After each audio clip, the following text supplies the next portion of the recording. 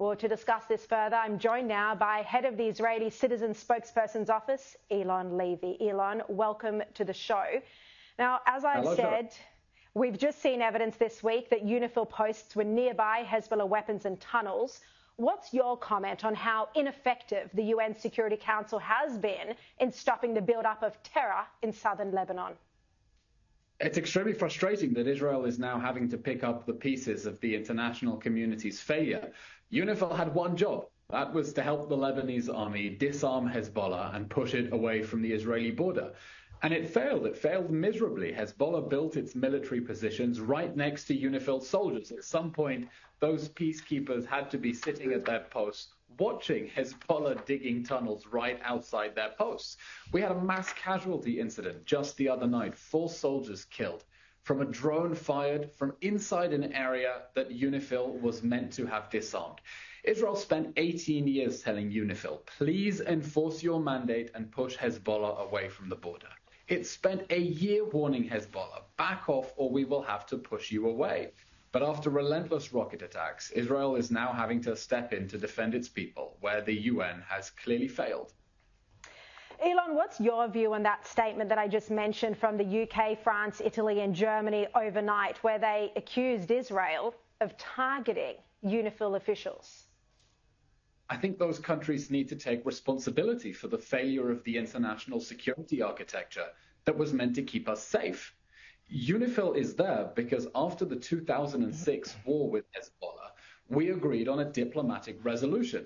Instead of Israel acting against Hezbollah, the international community would help Lebanon to disarm Hezbollah. And they didn't. Israelis are now dead because of the failure of members of the UN Security Council to make sure that UNIFIL enforced its mandate. So I think that international diplomats criticizing Israel for its actions in Lebanon should show a little bit of humility and understand that Israel is now having to act and send its own soldiers in because they failed to do their job. Obviously, Israel isn't targeting UNIFIL forces. Israel is coordinating with UNIFIL forces. But UNIFIL is right next to Hezbollah positions. Hezbollah built its positions deliberately next to UNIFIL posts.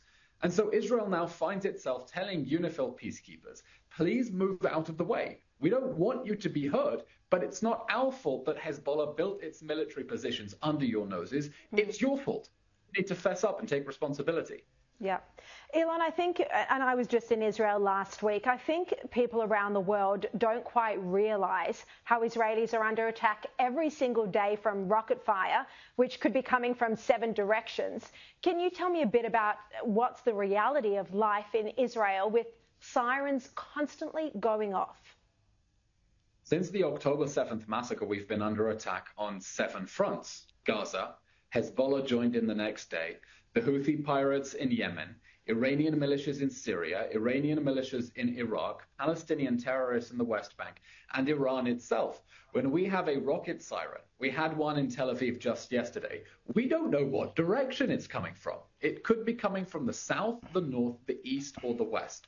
Iran has deliberately surrounded Israel with a ring of fire, of proxy armies, and their goal is to destroy Israel. And they are waging a war of attrition against us to make life in this country impossible. Because every once in a while there's a rocket siren and you don't know what direction it is coming from. And that's why it's so important that our allies stand together with us and say a ceasefire is not enough.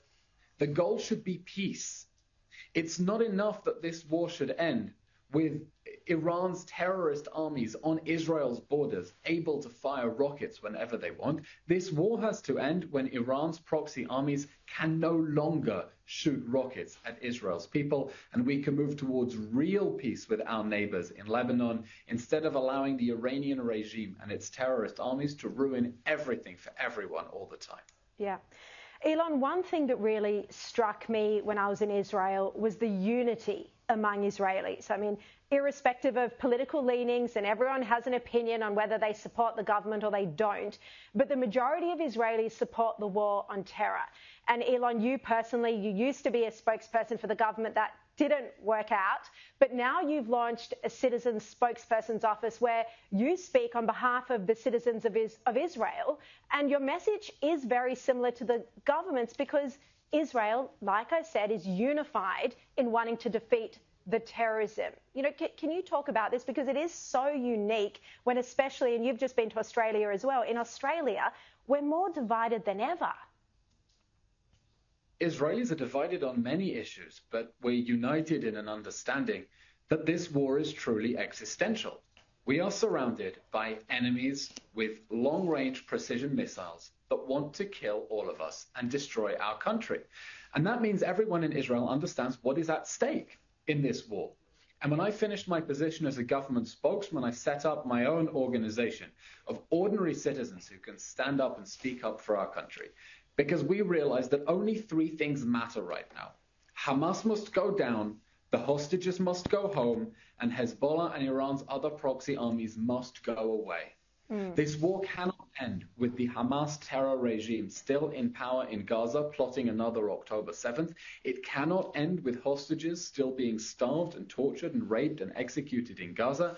And it cannot end with Hezbollah sitting right on Israel's northern border, or we can't get tens of thousands of people back to their homes. I think there's a perception around the world that this is a war that Israel somehow wants or is dragging out. Nothing could be further from the truth.